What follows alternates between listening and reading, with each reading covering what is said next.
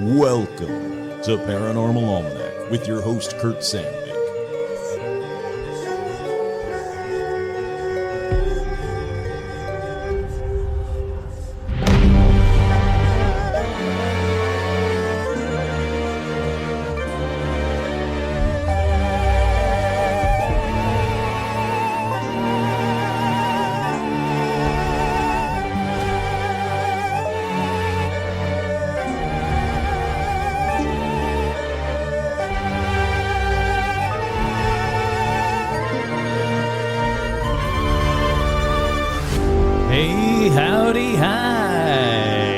That's right, I'm back. It's been a little while. I hope you guys missed me and, are happy to hear my voice or to see that the new episode is out now. I'm your host, Kurt Sandvik, and welcome to Paranormal Almanac. On this edition, let's talk about more famous ghosts. And I gotta say, I hope this sounds good because, well, I'll get to why I hope this sounds good in just a minute. But first, as always, we got shout-outs. That's right, shout-outs to the patrons who, again, we're so very, very patient with me being MIA for such a long time. But I'm back. I've got an episode all ready to record for the patrons exclusively. And now that I'm actually in a place where I can, am settled in. Ooh, spoiler. That's what I was going to talk about in a minute. Now that I'm actually settled in a little bit, I can actually start doing live shows again and patron shows and do more fun stuff for the patrons because that's what I want to do.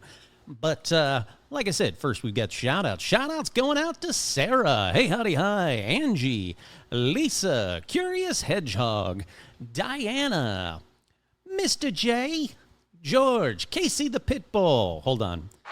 Dogs get applause. That is a rule. Deb, Corey, GC, Tracy, hey, howdy, hi. Newt, B. Melty, Avril, Loch Ness, not a monster. Stacy, Leviathan, Ill Said, Brian, Chani the Pommy, hey, howdy, hi, from the other side of the world. JT, Doogie Hoare, Mike G, Tracy B, Jeff, Richard, Alec, Karen, Duran, Lori, Rebecca, Ann, Stephen Scher, hey, howdy, hi. Jane Ann, Jennifer, Heather G, your friendly neighborhood skinwalker. Zuzus, what's it? Nico Scher and the Mouse, hey, howdy, hi. Andrew, Mercantina, Tortuga, JB, Andy, Tracy, Virginia Mailman, Tony the Magician, Jason, Vicky, Crow, Lobita Works, Isabel, Jen, Tracy, Kick-Ass Magic Robot Webcomic, Sandy, Paige, Couch, Scott, Andrea, Melody, Vanessa, Becca, come on. Becca, Jake, Charlotte, No More Beasties, aw. If I Was the Devil, Elizabeth, Sherry, hey, howdy, hi. Got to have you come over and check out the new place once I get settled in, Sherry. Art Muffin, Tim, same goes with you, buddy. East Clintwood, I did it right. Kenneth, Alexandra, George Benson, Zozo the Demon. Hayden, Cindy, Ashley, Robin, Lauren, Russell, Isabel, Audra, Dorian, Cindy, Paula, Jerry, Jeff, Joe, Lawrence, Melissa, the Lawrence Strawn, hey, howdy, hi, Vanessa, Autumn, Carolyn, Nanashi, Todd, Jamie, and Elijah Hendrickson, Dan, Laura Pitts, and the one, the only Gamer Fan. Again, I have no idea how this is going to sound because, I moved, as you got kind of already heard. I moved out of the place that I've lived in for 23 years, not from my own volition, but because so I was asked to move. I tried to find a place. I tried to buy a place and it burnt down in the fire. So I tried to buy another small place and life happened. Let's just put it that way. What an absolute nightmare. What an absolute loss of a deposit and money and all sorts of fun stuff. But I'm renting an apartment. I'm renting an apartment for at least a year. My hope is that in a year's time, things will be all settled down and maybe I could find a place of my own in California, a small little place in the corner or something. But in the meantime, I needed a place to live mostly for rum, but, for me and rum. So I found an apartment. Almost said where. Good Lord, Kurt. In this secret, location, that you'll, I'm sure you'll hear more about. But I found an apartment in an apartment complex. It's It's a nice apartment. It's weird being back in an apartment complex. It's really weird moving. I haven't done that in 23 years. I never want to do it again, but I'm going to be doing it, I guess, in another year or so. What a horrific experience. What an absolute horrific experience. I'll talk more about that after the break. But yeah, so here I am. I think I have this set up right. I was not smart enough to take a photo of the Rodecaster and how I had it all set up and plugged in and everything. So when I got here and I unboxed the box, I was like, uh-oh, I haven't set this thing up in, 5 years, 6 years, 7 years? So this should be interesting. So I think I have it all set up. I did a quick test recording, and it seems to work. It seems to be working okay. It's just weird because I'm not where I've done every other episode of this podcast just about, except for a couple, like Debbie Moffat and a couple of the live Alien Con interviews aside. I think I've done every other episode in that one spot in my old house. But yeah, so I've got a new setup. I think it's going to sound okay. We'll find out. However it sounds, I'll try to make it sound better for the next one, but hopefully it sounds good for this one. But yeah, there's your little life announcement. In the meantime, let's get into paranormal news.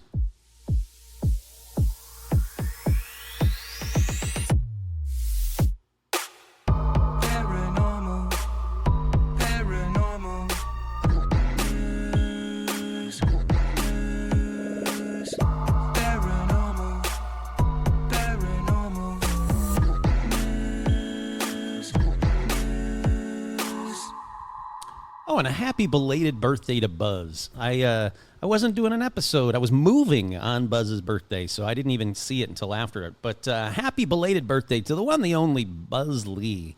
He is absolutely fantastic. He gave me some bumper music that I can't wait, or background music, I should call it, that I can't wait to play in the 300th episode. But that's coming up soon enough. I'm sure I can wait. But yeah, happy belated birthday to Buzz, the one, the only, the Buzz. All righty, the first story in paranormal news. Former NASA insider debunks UFO claims, points to human tech. That's right, his name is Joseph Guntheins. He's a retired senior special agent with NASA's Office of Inspector General and current criminal defense attorney.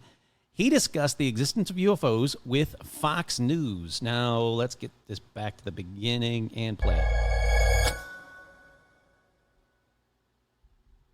Come on. Well, I was with NASA Office of Inspector General. On a regular basis, I would get calls from people saying that they were abducted, they had a chip in their brain, that there were saucers flying overhead, and so forth. I generally try to pass them off to the FBI, but from time to time, I basically had to say, you're not all there. Come on. And essentially the reason why UFOs in our atmosphere are not possible is this. There are up to 400 billion stars in the Milky Way. There are maybe 1 to 2 trillion galaxies in the universe.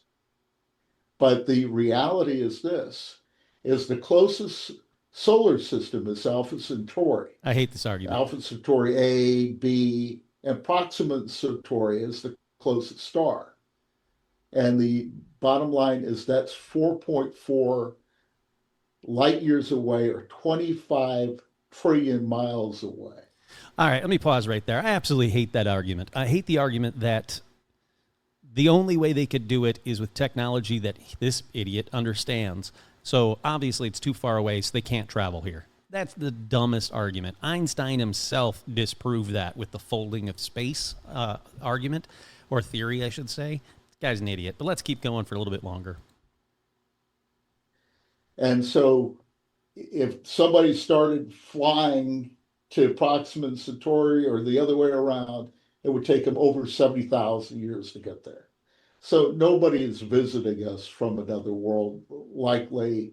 And that's to say, even if there's any type of life on the 3 believed planets circling Proxima Centauri. All right, let me pause it again right there. It is not a question. Is there other life out there? It's no longer a question. Leading scientist, even Neil deGrasse Tyson, who is not one of my favorite people in the world, he even says, yes, it is a certainty that there is other life out there. So 2 for 2, this guy's an idiot, but I'll give him one more chance, and then I'm going to call it. So you have to go then to our solar system. And we know we have a pretty good understanding of all the planets. Mercury doesn't have any possibility of life. Venus might have some microorganisms in the higher atmosphere. Mars Not might might, it have does. some microorganisms under the surface. Not might, it does. But really, the only interesting bodies in our solar system are the moons. Europa, Ganymede, Titan, Triton. They all have oceans, and underneath the oceans, they're covered by ice, and underneath the ice there are oceans, and apparently there are heat sources coming from the core. Well, if there is life on any of those moons, it's possible. Again, it's primitive, it's microorganisms. You don't know It's that. nothing that's going to visit us in a flying saucer. So what I used to tell my students was the possibility of anybody coming from another world to visit us was beyond unlikely. Well, you're an idiot, And and what that's I would strike tell 3. That's strike 3. And your students shouldn't listen to you. What an absolute close-minded moron. So I don't believe anything he said beyond that. So screw him. He doesn't have the inside knowledge on what has happened, what the governments know, like, come on, man. The governments, the United States government came out and said, yes, we have recovered craft, not of this earth. And this guy is still saying no. I love that. Like, that happens all the time with friends of mine. When I say, well, this is what they said. Yeah, but that's not what they meant. No, that is what they meant, and it's what they said.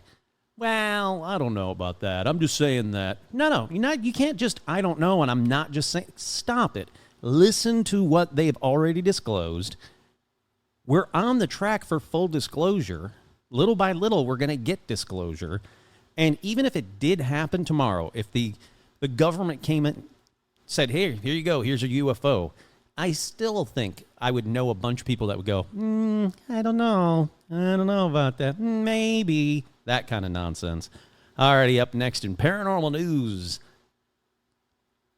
Sinister recording shows second official Loch Ness monster, not a monster, sighting this year. Why is it sinister? It makes absolutely no sense. But a visitor said they saw Nessie on May 23rd and promptly reported the sighting to the dedicated register.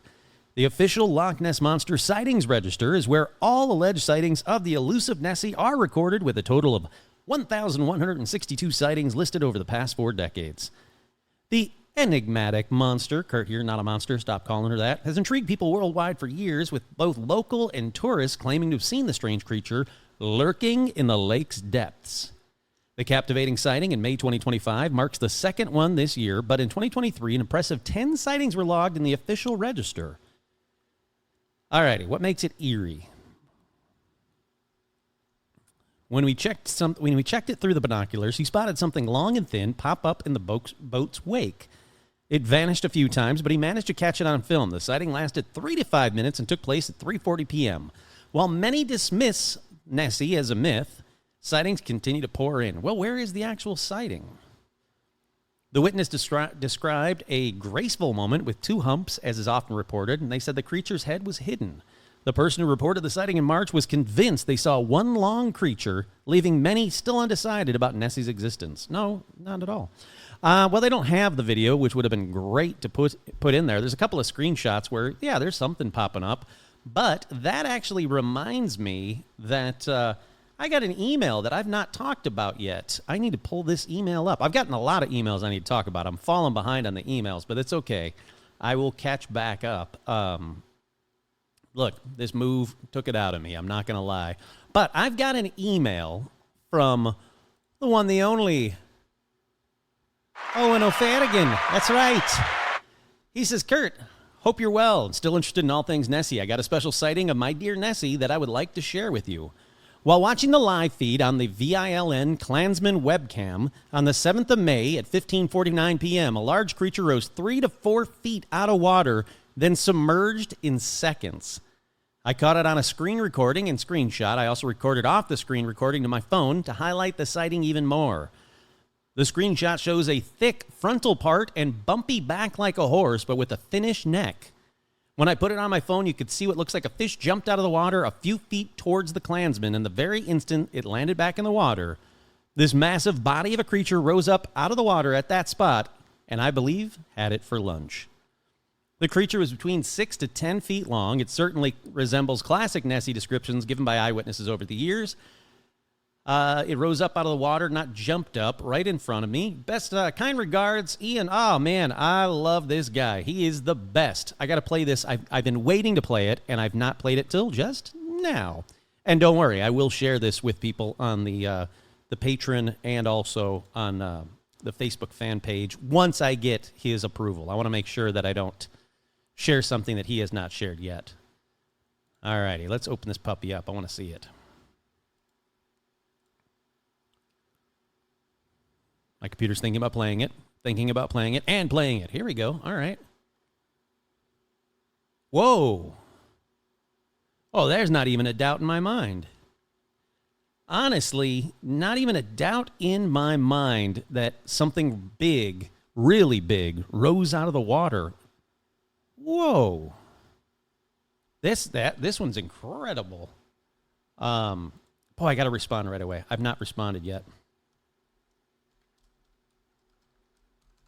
All righty. I just had to respond to him real quick. I'll keep that between him and I. Once I get the go-ahead from him, the approval from him, I'll make sure I share that. But honestly, no joke, one of the best Nessie videos that I've ever seen. Like, no joke. At least clearest. It definitely isn't a wave. Definitely isn't a log. Not an otter. Not an eel. Well, maybe an eel, but it's heavy, huge. But still, an incredible one from Ian O'Fadigan. I love that guy. He is the best. All righty, up next in paranormal news, Bigfoot sighting in Monroe Woods deemed credible by tracking group. And this one comes out from my home state of Michigan. That's right, the Detroit News. Was it a bear? Was it a gorilla? Or was it Bigfoot? A Monroe father and son claim they saw Sasquatch, and a national Sasquatch-believing organization believes them. Edward Henry and his 12-year-old son went bow fishing May 18th in the swampy forest in southeast Monroe, according to the Bigfoot Field Researchers Organization, an Akron, Ohio group that tracks sightings of the mythical creature, not mythical. They heard rustling in a tree, then they heard a loud thud on the ground. A big, heavy animal headed towards them in the brush until it was intercepted by their dog. The creature then moved quickly past the trees and up a slope with the dog in hot pursuit until Henry called him back. The Henrys who were interviewed by the Bigfoot group after filing a report said the animal was as big as a bear and looked like a gorilla. They got their best look at the figure when it ascended the slopes. They said it was hunched over while running on two legs. Even hunched over, it was 6 feet tall. They said it clearly had a hairy back and big rear end. Yes, that would be a Bigfoot, said Matt Moneymaker, who is the director of the Bigfoot group. I don't want to go through that. This sighting was behind the Monroe County Inmate Dormitory in southeast Monroe. The marsh was teeming with deer and cattails, two things that Sasquatch love to eat, especially in the winter. As to why the notoriously shy creature would venture so close to a populous area like Monroe, well, Moneymaker says the marsh where it was spotted by the Henrys is connected with other greenbelts and farmlands. Bigfoots will travel great distance along railroad beds, sometimes ending up in small pockets of woods like in Monroe. It is a fact that sightings of these animals continue today. It is a fact that for over 70 years, people have been finding, photographing, and casting sets of very large human-shaped tracks. It is a fact that the cultural history of many Native Americans and First Nations people included stories about these non-human peoples of the wild. Yeah, no, that's very true. I got to say, that reminds me, during the move, I broke two things, and both of them happened to be paranormal almanac-related stuff. One was my Bigfoot print casting that I have behind, that's always behind me on video. Broke the baby toe or the big toe? I don't know. Baby toe. I broke the baby toe off of that and a little chipped a piece off the middle of the foot. I got to fix that. That bummed me out. But then also the Hand of Fate box. The box that the Hand of Fate came in broke. So that can't be good. Speaking of, I don't know. I've yet to unbox the Hand of Fate. I got a bunch of boxes I still haven't unboxed, but somewhere in one of them is the Hand of Fate still boxed up and sealed. I know it's here because I moved it myself. I didn't wait for the movers to move a lot of the stuff. I only had movers one day, but I moved everything else, and I know for a fact it's somewhere in this apartment. I just don't know in which box it's in. Oh, wait. No, I do. I know which box it's in.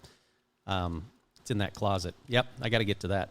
Make sure the Hand of Fate isn't broken. All righty, up next in Paranormal News, what's a sleep paralysis demon and other facts of the bizarre phenomena? I'm not going to read this entire article, but let's see, where is it? An estimated 30% of people worldwide experience at least one episode of sleep paralysis in their lifetime, according to the Cleveland Clinic. How many of those people have recurring and impairing sleep paralysis isn't clear, but that percentage is likely low. So you guys all know about sleep paralysis, what the demons is.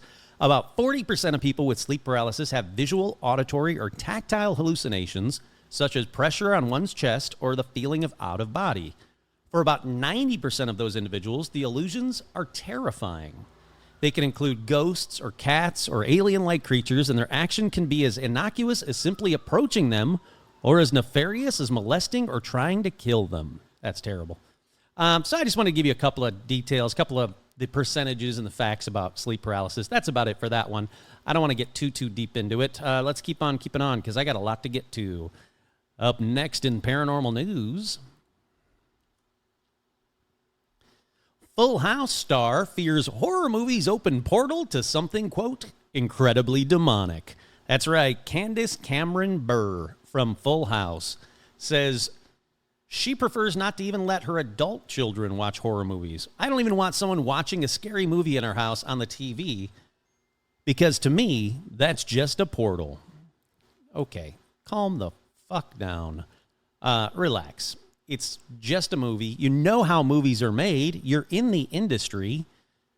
But come on, relax. That's all I want to. I just had to put that one in there because it, A, made me laugh, and B, it's just dumb. Alrighty, up next in Paranormal News. I think it's this whole thing. Pentagon planted UFO myths to hide secret weapon programs, a report finds.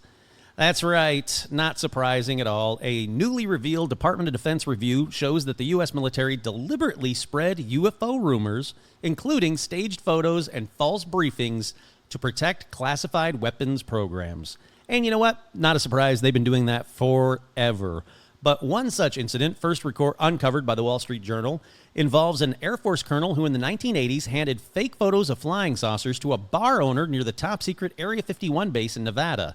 The colonel, now retired, later admitted to investigators he was acting under official orders to deflect attention away from the then-classified F-117 Nighthawk stealth fighter. Yep, that doesn't surprise me at all. They're going to keep doing that.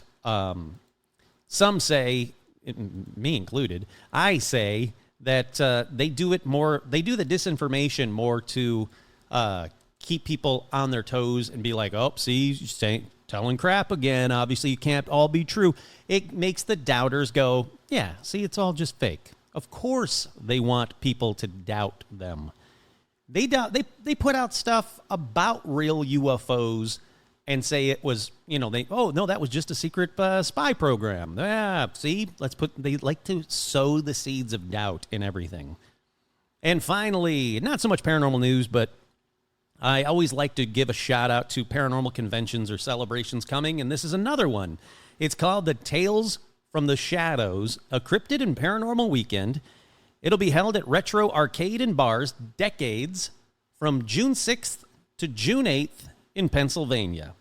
Now, the attractions will include visits with paranormal experts and investigators, authors meet and greets, and a build-your-own dragon terrarium activity and face painting for kids and a tattoo flash sale. The restaurant will also have a special Bigfoot burger for sale during the event, and Friday will include $5 worth of arcade tokens for free with each kid's meal. Yeah, that's cool. I love it. I love these small paranormal conventions and celebrations, and yeah, it's just cool as hell. My goal next year is to start going to these. Once I got a place of my own, I really want to start going to a lot of these conventions. I can't do it this year. This year, I'm just saving up for a real move, if you will, unless I win the lotto. Once I win the lotto, then yeah, I'll start going right away. But yeah, that is my goal, is to start going to ones, especially the ones in Michigan. I would really like to start going back to Michigan more and seeing my family. And while I'm there, going to a few of these conventions, UFO conventions and paranormal conventions. But until then, I'll just have to keep promoting them while I can. All right, let's take a quick break. We'll be right back.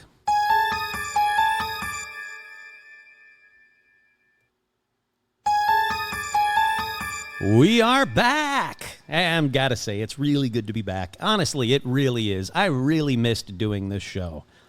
It was nice when I took just like a week off to see They Might Be Giants. But I gotta say, I love researching and doing new episodes. Like I said, it was a good, much-needed break. Sure, I had some fun. I got to see They Might Be Giants with friends. And I even got to go to Netflix's Tudum Festival, or event, not festival, which was way cool. If you don't know what it is, you can actually watch it on Netflix still, but they did it live while I was there. So I've not watched it, actually. I was there, but I should watch it because I'm very curious to see if I'm seen on the red carpet. My friend got me an invite to go to it as a VIP, and I mean complete VIP. We had a handler that walked us down the red carpets. They had multiple red carpets.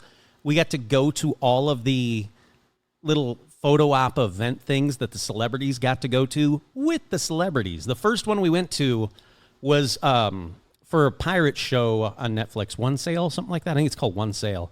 I don't watch it, but basically you go in and it's just like a big U-shaped kind of a thing that keeps some of the celebrities away from, because it was just a wall-to-wall fans. All along the red carpet was just fans screaming, freaking taking photos, asking for autographs, that whole thing, which was bizarre because they were shouting and screaming at us. I'm like, you don't know me.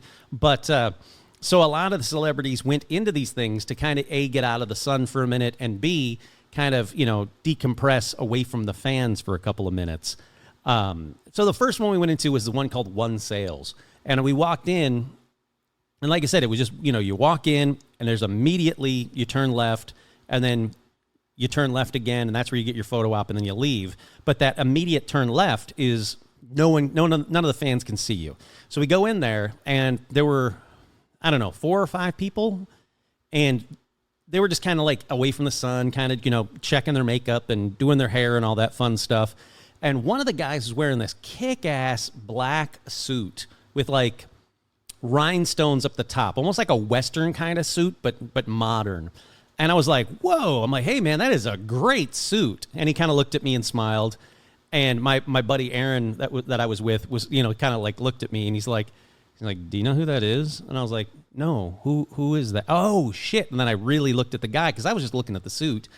And it was the cast of Squid Games, the entire cast of Squid Games right there, which was cool. But it was also like, oh, yeah, he doesn't speak English. He just kind of smiled and nodded. I mean, thankfully, I pointed at the suit, like the shoulder part of the suit, and gave the thumbs up. So, context clues, he could figure out what I was saying. But yeah, so we got to do that one with the cast of Squid Games. And we popped out, and there was Abby from Love on the Spectrum, so her and her boyfriend. So I got to talk to her for a couple of minutes, which is very sweet. She was very, very, very nice. I loved that. And then one of the kids, and I can't think of his name, it's not Finn Wolfhard, it's the kid with the bowl cut from Stranger Things. He was there. And so the next one we went in was right behind him. That was cool. Everybody's freaking out about Stranger Things. And then we did the photo op for Happy Gilmore 2, which was just basically swinging a golf club, and they had that weird camera that kind of goes around you. That goes like fast and then super slow and then fast again. And there was a bunch of fans behind me, and they were all screaming and hooting and hollering, and it was weird. Not my fans, just fans of the red carpet. But Shooter McGavin, they were all there. Everybody that you could think of was there. Jenna Ortega, Lady Gaga. I'm talking everybody that is you've ever wanted to see basically from a Netflix show was there. And then we got we skipped the next photo op. It was getting kind of hot. We did the Squid Games one with the tall robotic girl that plays hide and seek with you, or red light, green light with you. I mean, so we got a couple of photo ops from there. It was really fun. And then we went into the lounge area. So we go in the lounge area and, get some food and drink. And we're kind of just sitting there chatting with people and chatting with Abby again from Love on the Spectrum and get a photo with her. And then Cookie Monster comes out. And Thing from the Addams Family come out. And when I mean come out, I mean all of a sudden at the bar where we just got our food, Thing was on the bar. And I don't mean some guy put his hand through the bottom of the bar and just stuck it out there to be Thing. I mean this like incredibly detailed, fully remote controlled, automated hand Thing was on the bar. And then Cookie Monster starts talking with Thing. And I'm watching Cookie Monster and Thing from like 4 feet away. And it's just nothing but cameras because they're, filming it for the show and everything.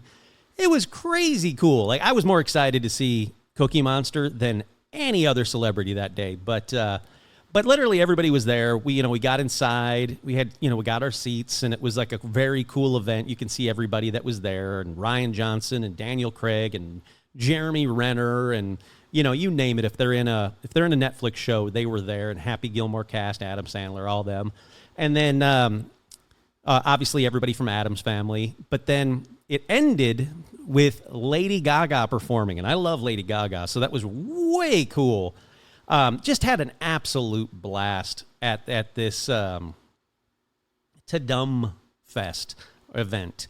But again, like that's why I was gone for so long. It was initially They Might Be Giants, then it was the Tadum event, which was very cool. I can't thank Netflix enough. They gave me so much cool swag. I got a Stranger Things tiki mug and hot sauces and shirts, and it was very, very cool. I cannot thank Netflix enough for that.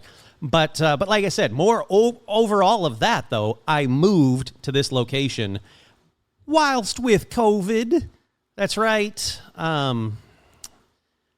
It sucked. Moving sucks. But yep, I'm coming to you from the new Secret Valley location of Paranormal Almanac, which is sadly a seemingly boring, non-haunted apartment deep in the San Fernando Valley.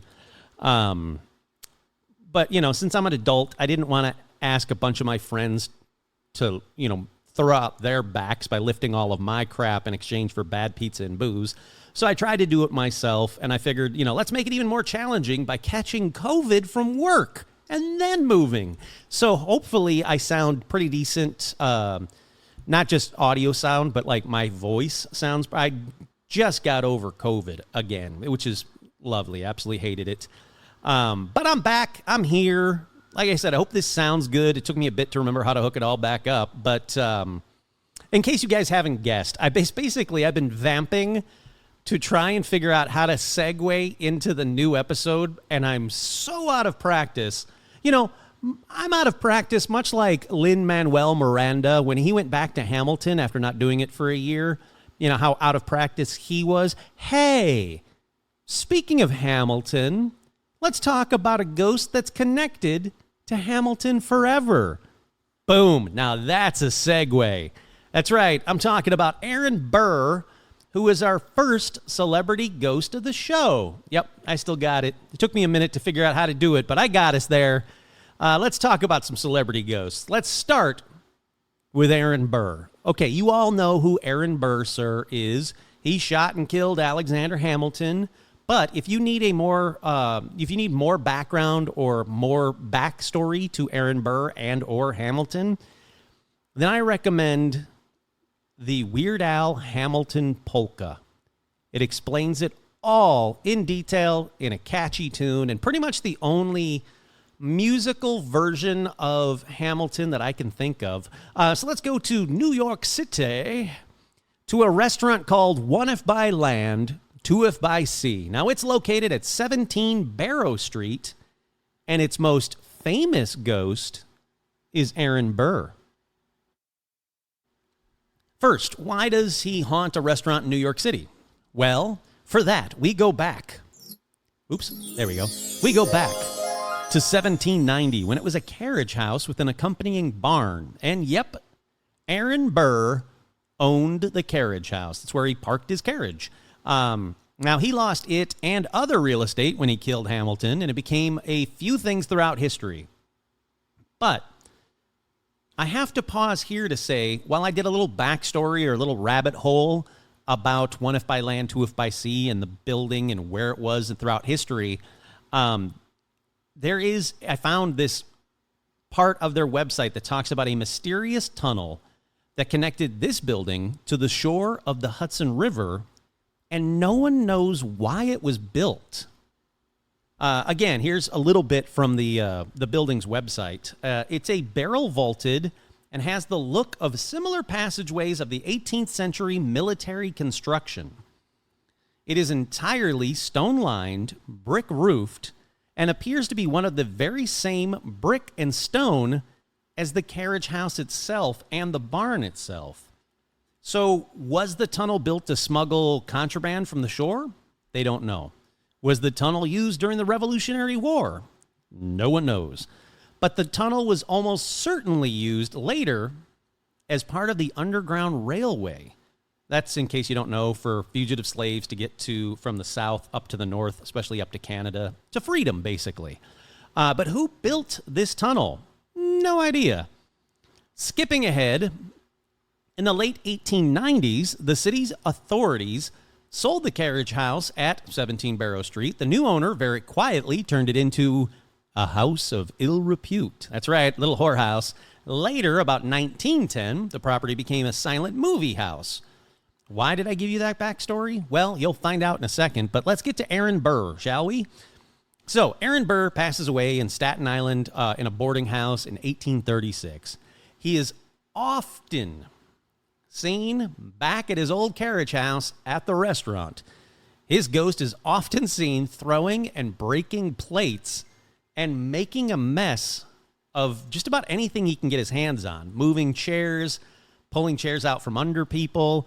He's most often seen in the mezzanine, but he's not always alone. Sure, he's seen alone, and other times, though, he's seen with his daughter, Theodosia. That's right, you got two Burr ghosts in one spot. She's known to actually steal patrons' earrings or take patrons' earrings off of them. And she's also seen walking up and down the restaurant stairways. One woman said, when my foot touched that first step, it felt like I was walking on ice. It knocked the wind out of me. It was such a cold spot at the top of the stairs. So if you go here, you get two Burr ghosts, but that's not all. Before I get to the next celebrity ghost, I want to stay here for a second because this place, this restaurant, is haunted. Many people think it's because of its varied and sometimes scandalous past. See, I told you there was a reason I was giving you that history lesson. So, how many ghosts are packed into this fancy-ass restaurant, One If by Land, Two If by Sea? Well, the answer is they think about 20 ghosts, from what I can find. They make themselves seen or heard here. You have all the paranormal basics. You got your footsteps. You got your voices. You got your shadows. You got your plates and glasses moving on their own. You got your chairs being pulled out from under patrons. You got your flickering lights. You got your tilt and picture frames. You got employees pushed by ghosts. You have new waitresses have actually taken orders by guests only to turn around and poof, they vanished. The table's empty. You got your woman dressed in black who walks down the staircase over and over and over again, never up it, only down. You got the ghost of a man who likes to linger by the fireplace. You got another ghost who likes to use the front door. Okay, sure, why not? That seems fair. That's what you use it for. But my personal favorite, I don't have any other info about her, but my personal favorite is there is a Ziegfeld Follies girl that is seen here often. I can only assume it was from when it was a silent movie theater, but who knows? Maybe she was one of the women of ill repute. I don't know. Paranormal investigators have also reported capturing the electronic voice phenomenon of a male voice clearly stating, "My house." That's pretty cool, right? That's just boom, right out of the gate. You got yourself one if by land, two if by sea, a restaurant with all of these ghosts, including two famous ghosts. That's pretty cool. Alrighty. You know what? Let's stick with New York for another one, and let's go to the White Horse Tavern. This one's in the West Village. They've got a famous ghost, and it's the ghost of poet Dylan Thomas. Now, he's often seen at his usual corner table, the very table he said he drank 18 shots of scotch in 1953, which, warning, in case you didn't know this, you shouldn't do that. And he shouldn't have done that because, well, he died shortly after it. Now, that's his version of the story, but in reality, the barman that served him the drinks said he only had about 9 scotches that night, which is still a lot, but it's also not what really killed him. He was really, really sick. Bronchitis. Basically, he died of a morphine overdose because he was so sick from the smog and the ailments of the time. But yeah, he did die, and his ghost is often seen at the White Horse, again, at his favorite table still. And his ghost is also blamed for shots and beers being poured and sitting at the bar when no one is around. A bartender will walk away. There's no shots or beers at the bar. He'll come back, and a bunch of shots and beers have been poured and sitting at the bar. Now, I should also say his ghost is seen all over Wales, but nothing concrete, so I'm just going to keep on keeping on this one. Let's get to the next ghost. I want to do one more historical famous figure ghost that is often seen, Benjamin Franklin. Well, I'll do a couple more, but let's continue on with Benjamin Franklin. Now, for his ghost, we go to the Library of the American Philosophical Society in Philadelphia, Pennsylvania. And he's been seen, or his ghost has been seen there since the late 19th century. Now, Benjamin Franklin's ghost was seen around both the American Philosophical Society and Independence Hall. Besides seeing his ghost clearly, not like, I wonder if that guy kind of looks like Benjamin Franklin. No, it's like, that dude is Benjamin Franklin. That ghost right there, that's Benjamin Franklin. But besides being seen very clearly, visitors and staff have also reported all the paranormal basics occurrences, like flickering lights, sudden chills, feeling of being watched. And in the 19th century, when he was first started seeing as a ghost, just about every spiritualist and psychic communicated or said, more accurately, said they communicated with Benjamin Franklin. He was the go-to, dead celebrity to talk with during seances and Ouija board sessions. And he talked about every hot topic at the time, speaking out for women's suffrage and against slavery. He gave posthumous lectures on magnetism and balloons, which I gotta say, I really want to hear a presentation on magnetism or balloons, I'll take either one, by Benjamin freaking Franklin's ghost. Are you kidding me? He even told spiritualists about descriptions of new inventions like a machine for weaving nets, another one for riveting shingles, or a self-adjusting inside fastening window blind. And also one more. It's called the Celestial Telegraph. Now, it's a device the departed could use to communicate with the living, which sounds awesome. So I went down that rabbit hole and was really disappointed because all I could find, it's just not real. It didn't have a specific physical appearance. It's called the Celestial Telegraph, so I expected it to look like a telegraph machine or a phonograph machine or one of those little wax cylinder recording machines. I wanted something. I wanted a device, a physical machine. Instead, what I found was the Celestial Telegraph represented the belief in the spiritual connection that allowed deceased spirits to communicate with the living. Boo. I wanted to build one. When I first heard about this thing, I was like, oh my God, I want to build one of these. And, I've got a friend who can build stuff. This is going to be amazing. But no. Some spiritualist writings, such as The Celestial Telegraph by L. Alf Cahagnant, I don't know. It doesn't matter. The dude's dead and this thing's not real anyway. He explored the idea of magnetism and electricity as potential mediums for his spiritual communication, which, look, I get completely. I'm behind the theory that magnetism and electricity will help us communicate with the other side. Boom. I get that. Yep. All about that. And I also think that electricity and magnetism will help with time travel and spaceflight. But seriously, I wanted to hit up a buddy of mine that builds theremins and have him build me a real celestial telegraph, but sadly, nope. I wanted to do like old-timey, steampunky kind of ghost paranormal investigations, but no, apparently it's not a real device. All right, rabbit hole over. That's where you can see Benjamin Franklin. Go to Philadelphia. Boom, you're there. Let's keep on going. Let's talk about another historical figure. How about Winston Churchill? That's right, his ghost. But before I get to Winston Churchill's ghost, let's get to him seeing a ghost. I got to remind you, because I've talked about it on a previous episode. He was staying at the White House when he was alive, obviously, when he said that while he was in the bath, the ghost of Abraham Lincoln watched him and greeted him. Kurt here. I want to see Abraham Lincoln's ghost as much as the next person, but I don't want his ghost watching me while I bathe and being like, hey, how you doing? I freed the slaves. Why don't you free that slave? Like, that's creepy, dude. How about, stop being a creepy perv former president ghost. Just don't do that. But anyhow, let's get to where you might see Churchill's ghost. And it's a place that I've been to many, many times. It's the Queen Mary. That's right. But don't get too excited. It's the weakest celebrity ghost sighting on this episode. The Queen Mary's last chief engineer, John Smith, reported to have encountered the ghost of Winston Churchill, or at least his spectral cigar smoke, in Churchill's old stateroom aboard the ship.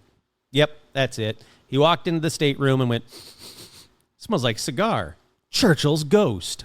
That's a big leap. Who knows? Maybe a maintenance man was smoking a cigar and just walked in there.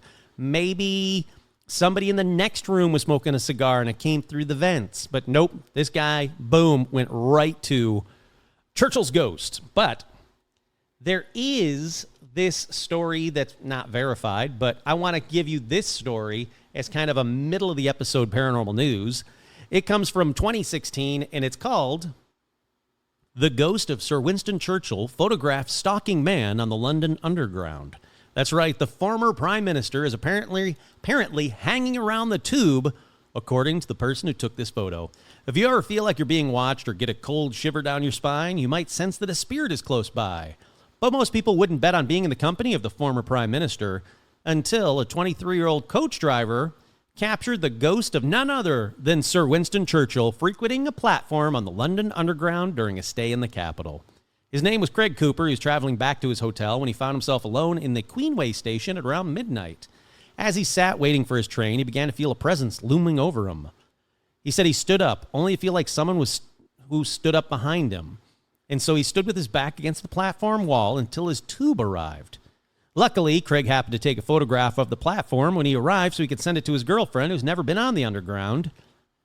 Can you spot the ghost? Alrighty, so I don't see it, so I'm going to zoom in. Okay, I see a ghost. I see like arms, and that's about it. I mean, that's a bold leap to go. I see a dude. I see some arms. Kind of see a face. I do not. I would not ever. If you gave, I say, I'll give you $1,000 if you can guess who this ghost is. I would never have guessed Winston Churchill. I would have said like Harry Houdini or the old timey bartender that you see in the beginning of the Cheers theme song. I never would have guessed Winston Churchill. But hey, this guy says he saw him. Who am I to argue with him? All righty, up next, we got another figure from American history. None other than Betsy Ross. We got to go back to Philadelphia to this one, to 239 Arch Street. And in case you don't know, Betsy Ross sewed the first American flag. That's what she's known for. I mean, good honor. Someone needed to. But I had to look into why her ghost was probably seen at her old house. And it turns out her remains were moved to the house in 1975. And since then, her ghost has been seen at the home. She's often seen crying while sitting at the foot of the bed. So she's a bummer of a ghost, but, you know, a famous ghost nonetheless. Probably crying because someone moved her remains. They think they were the remains of her and her husband. So they're not even 100% confident about the remains. But if you go to Betsy Ross's house at 239 Arch Street in Philadelphia, go to the basement, and I think it's in the basement, and look for the bed, basically. And if you see a woman crying on the foot of the bed, it's either someone who's just depressed because this is what they chose to do with their only vacation a year, or it's Betsy Ross's ghost. I don't know. You tell me. Let's move on to Las Vegas for the next couple. First up, we got Liberace. If you don't know who Liberace is, I don't know how to help you. He was a flamboyantly gay man who swore he wasn't gay, who played the piano in these ginormous costumes with like bejeweled everything with rings on his fingers. He's a very, very flamboyantly gay man. And yeah, he was popular back in the day, in the 50s, I guess. I don't know, 50s, 60s. But anyhow, some claim that Liberace's ghost still haunts a couple of different spots in Vegas. The first one is the former Liberace Museum. Guess who's seen there? No, it's Liberace. Why would you guess B. Arthur? That's just a weird guess, people. You got to pay attention. People saw Liberace's ghost often here, sometimes just walking around, checking out his own stuff, sometimes out in the parking lot. Employees also reported reflections of a cape and clanking noises. Some psychics specifically reported feeling Liberace's presence there, further saying he seemed to like his stuff. Well, yeah, he was a flamboyantly gay man with a bunch of cool pianos and a car that looked like a piano. Look, he liked his stuff and capes and costumes. Of course he did. Now, sadly, his museum closed, but the collection is still housed in Vegas, and his ghost is seen at the Thriller Villa, which now I had to look up what the hell is a Thriller Villa. That is the former Michael Jackson home turned into a museum. Weird. Please note, Thriller Villa is not open to the public. No tours are offered. No businesses take place on the property. It is not offered as an event venue, and no promotion of the property is sought. Gatherings sanctioned by the owners are personal or benefit charity. Requests for rentals in excess of 30 days are considered. Kurt here. I went to this stupid Thriller Villa website, and that was their big thing about, like, contact us. And then it says, please don't contact us. But then it says, requests for rentals in excess of 30 days are considered. So you can contact them. But then it says it's not open to the public. No tours are offered. No business takes place on the property. It's not offered as an event venue.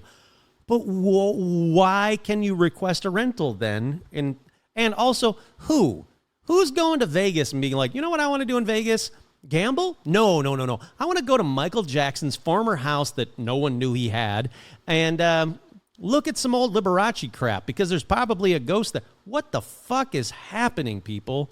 So yeah, Liberace's ghost is seen there too. He's also seen in a couple of the old casinos before they were torn down where he used to perform, but they're all gone now anyway. But let's stick with Vegas. Let's talk about Wayne Newton. No, he is not dead. Don't panic. You can look it up. Wayne Newton, as of me recording this episode right now at 12:46 p.m., Wayne Newton is alive. God, I hope he doesn't die this week because I brought up Wayne Newton and ghosts. But he's seen a famous ghost. That's right. Wayne Newton was performing one night and was told one of the balconies was going to be empty. When he started to sing a medley of Elvis songs to honor his late friend, Wayne Newton saw Elvis from the closed-off balcony. He said Elvis looked down at Wayne. He looked down with peace. He smiled at him.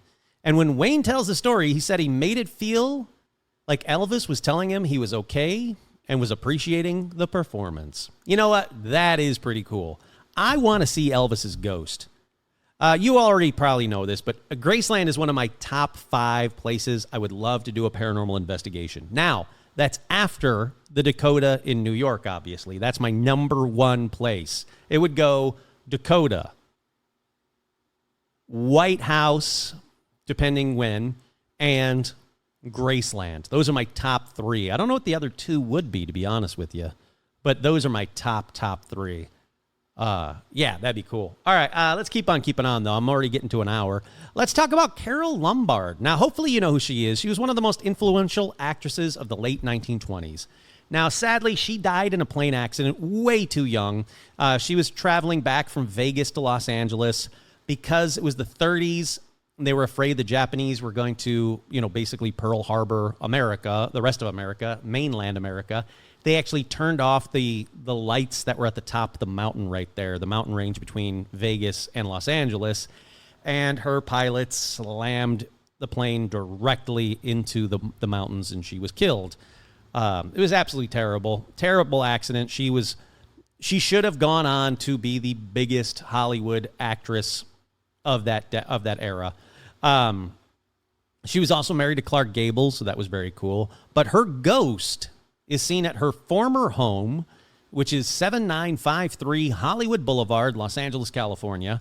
Real estate broker Christy St. James, who represented the home in 1993, so well after Carole Lombard passed away, she mentioned that a couple of psychics have come into the house and felt Carole Lombard's presence. One even mentioned that they saw her walking down the staircase in a long, dramatic red gown going to meet someone with dark hair.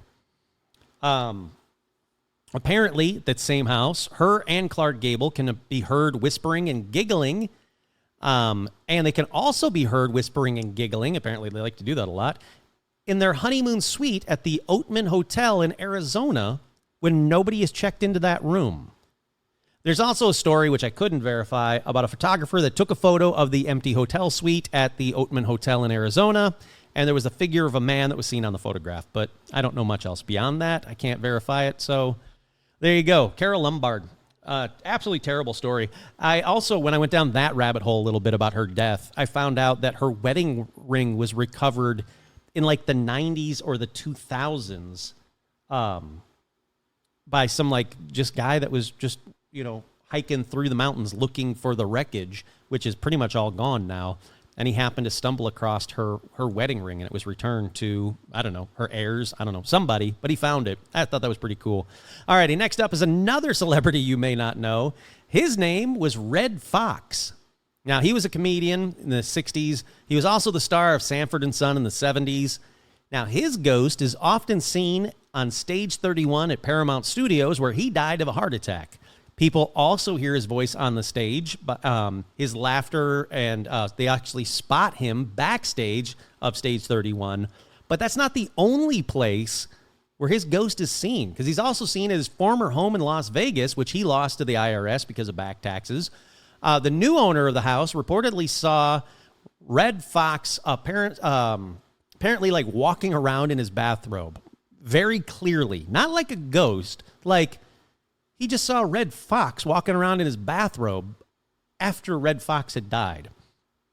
That same owner says that there was all kinds of weird things, like lights that turned on and off by themselves, a sliding glass door constantly opening on its own.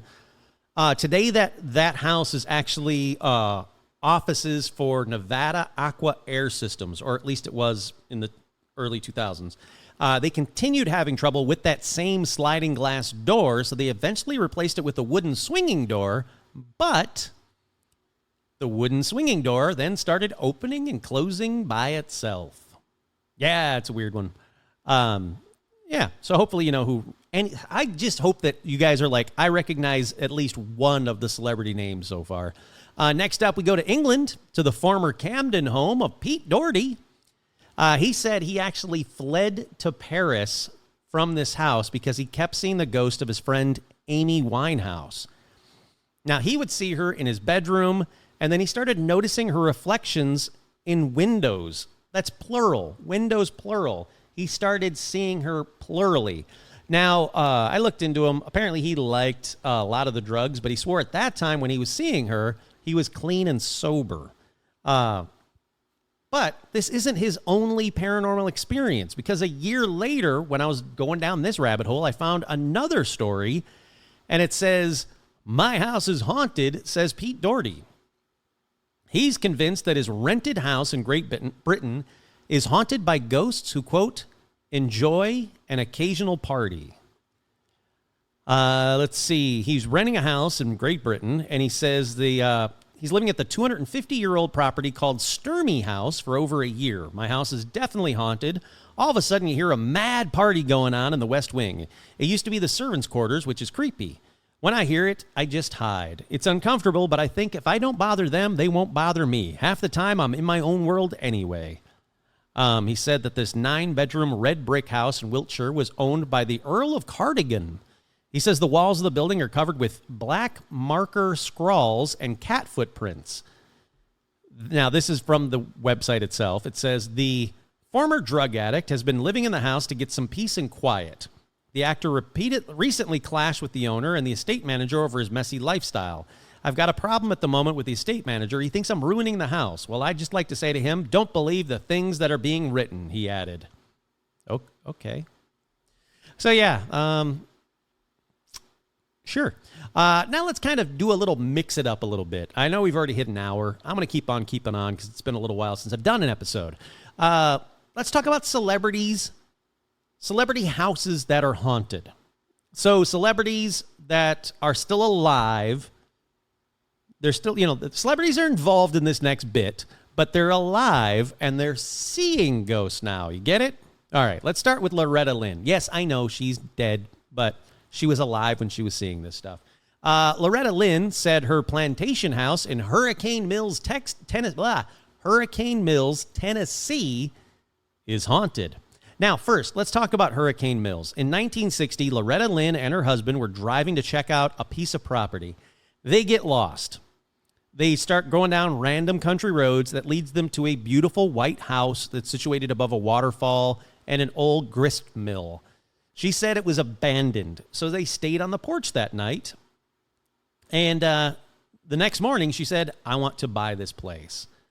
But the one catch to buying this white house on the hill was that she had to buy the entire town.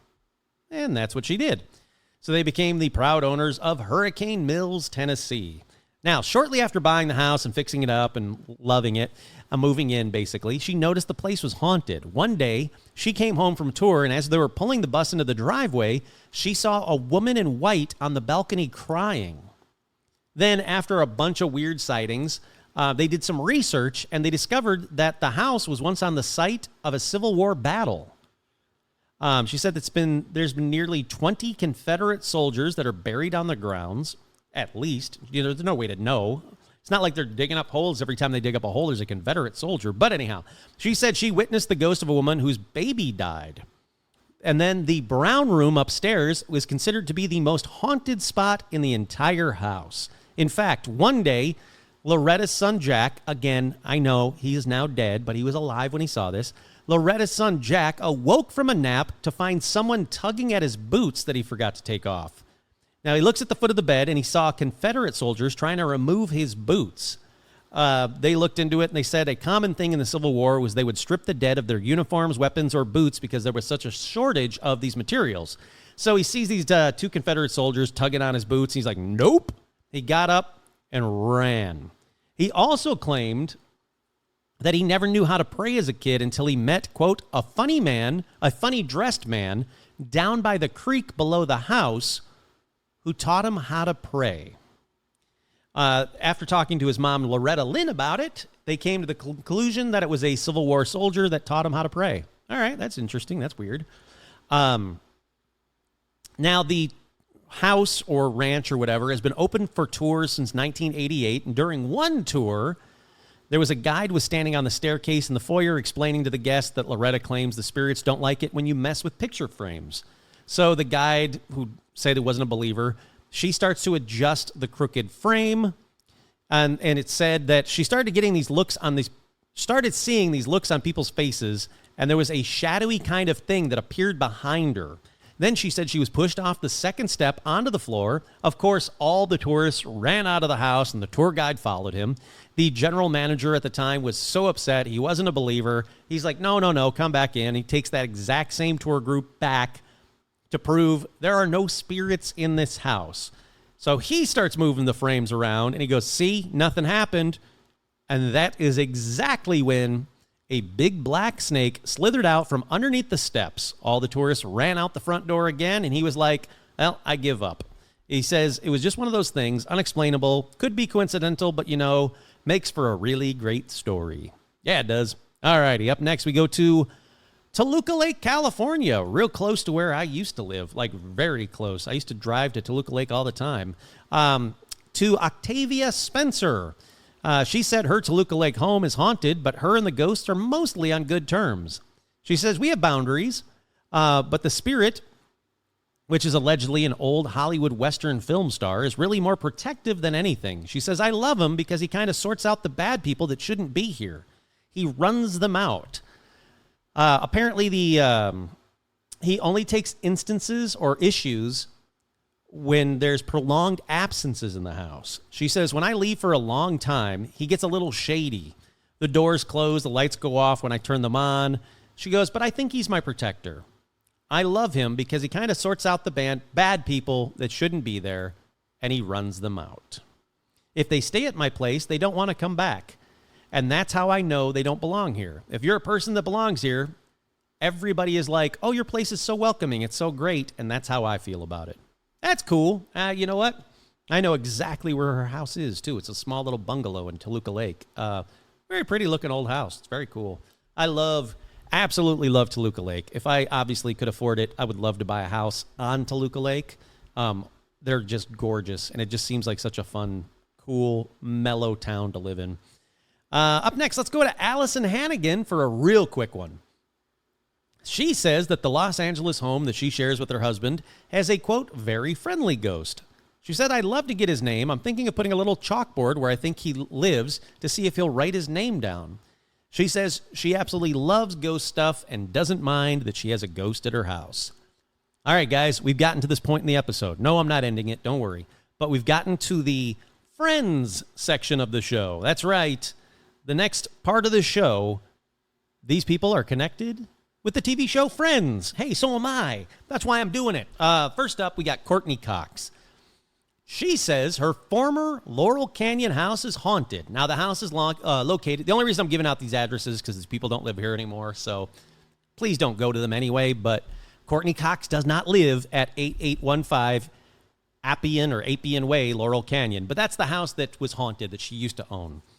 She said in 2022, Carol King, who owned the house before her, told her about the hauntings, but she was like, no, not a believer. So Carol King came over to the house, and she said there had been a divorce that was really ugly, and there was a ghost in that house. And I was like, yeah, whatever. But other people who stayed there, friends of mine, said they felt an encounter with a woman who was sitting on the edge of the bed. I was like, yeah, whatever.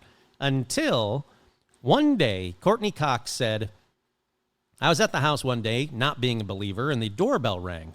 It was a UPS guy or something. So I opened the door, and he says, do you know this house is haunted? And I go, yeah, why? Why do you think that? He goes, because there's someone standing behind you.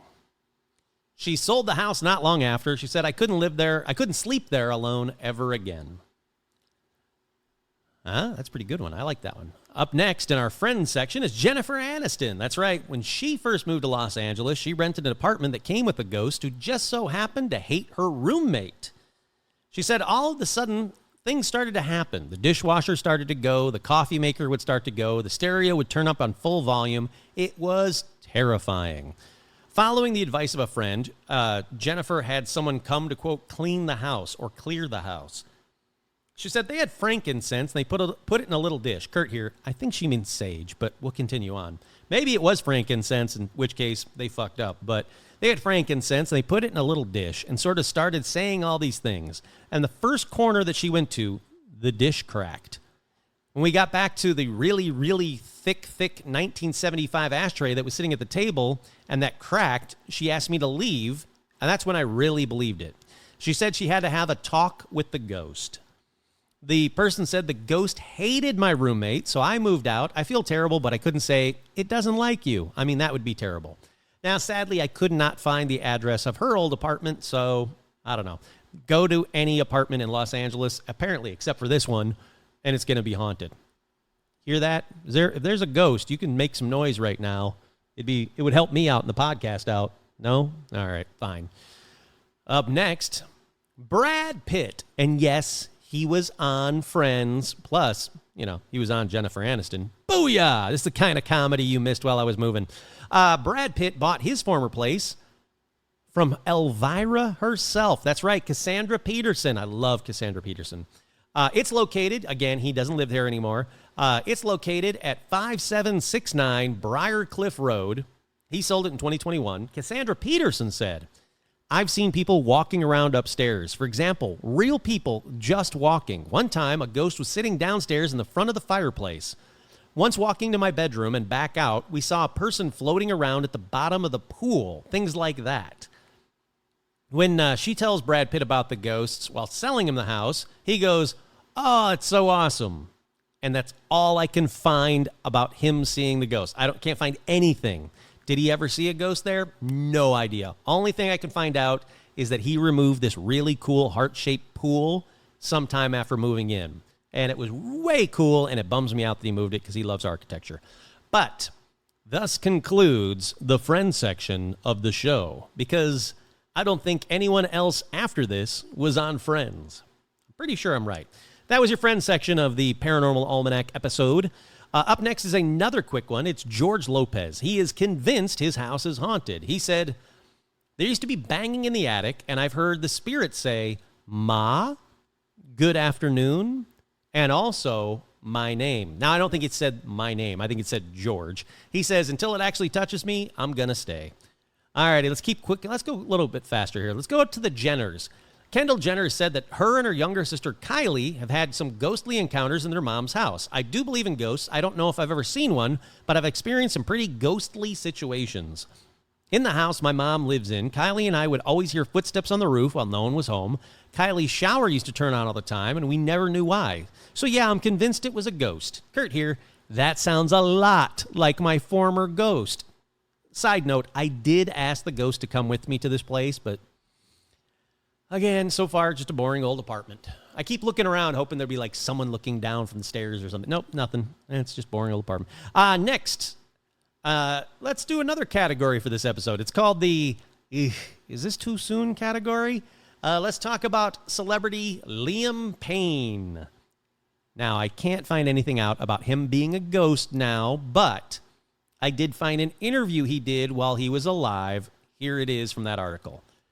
The One Direction singer sold his Calabasas home to fellow musician Halsey after a number of alleged run-ins with an apparition, whom he claimed wore an army shirt and cargo pants. Liam and his now ex-partner, singer Cheryl Cole, resided there throughout her pregnancy with the couple's son, Bear. The haunting made for a not-so-blissful pregnancy, according to the 2017 interview. Cheryl wouldn't stay in the top room, being pregnant with the baby. I've seen lights go on and off in the middle of the night and a few creepy things like taps turning on and off. Halsey has since sold the home, but I couldn't find anything out about him saying it was because it was haunted or anything like that. Alrighty, up next is the awesome Jenny Slate.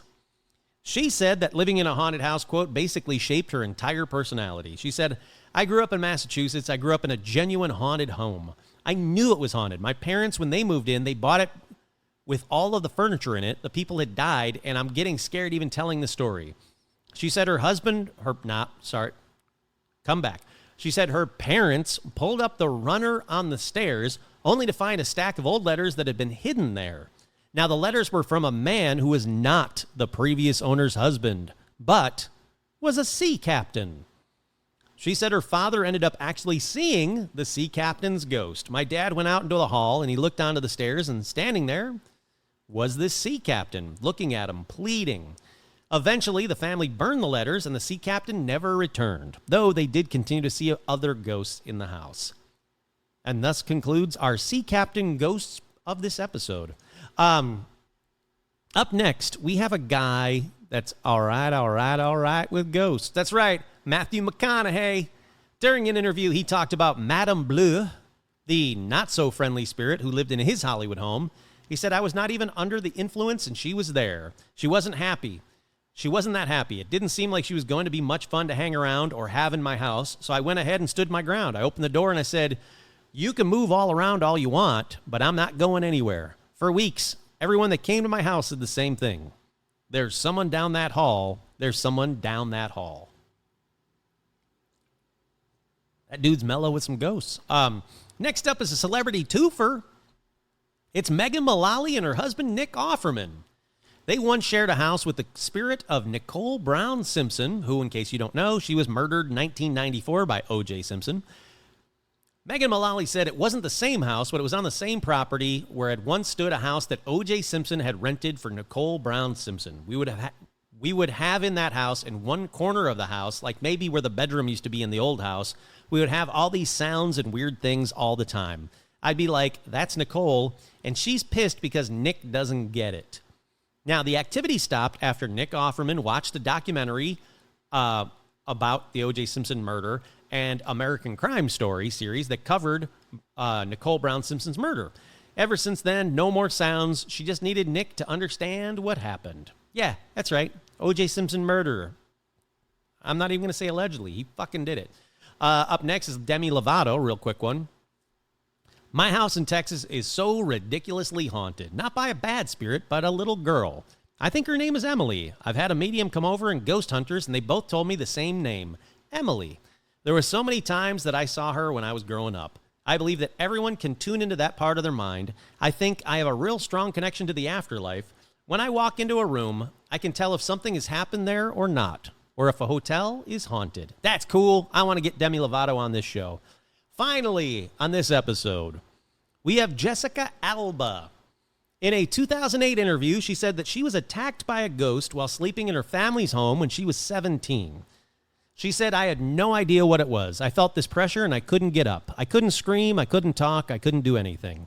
Something definitely took the covers off me and I definitely couldn't get out of bed. And then, once I did, I screamed, ran to my parents' room, and I don't think I spent many nights in that house ever again. There was definitely something in my parents' old house. I don't know what it was. I can't really explain it. But they got it blessed, and they burned sage and stuff since then. All righty, that about does it for this episode. Like I said, I hope you guys missed me. I hope you guys enjoyed this one. It's been a little while. But don't worry. I'm 95% moved into this house. I got to go clean up some stuff this weekend. I'm probably going to hit up like Todd and Jamie or somebody to help me because I've hit a brick wall about moving anything else ever again.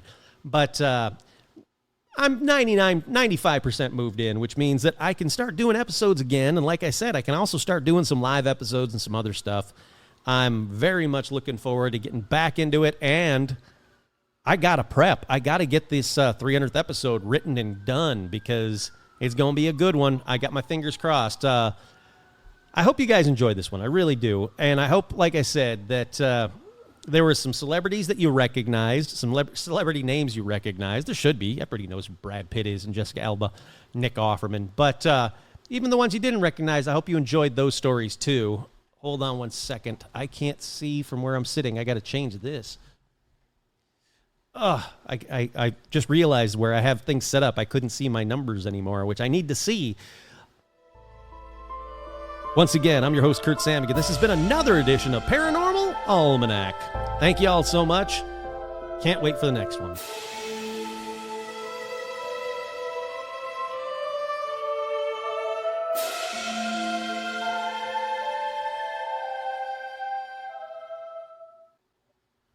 Sen det blir rap, se med.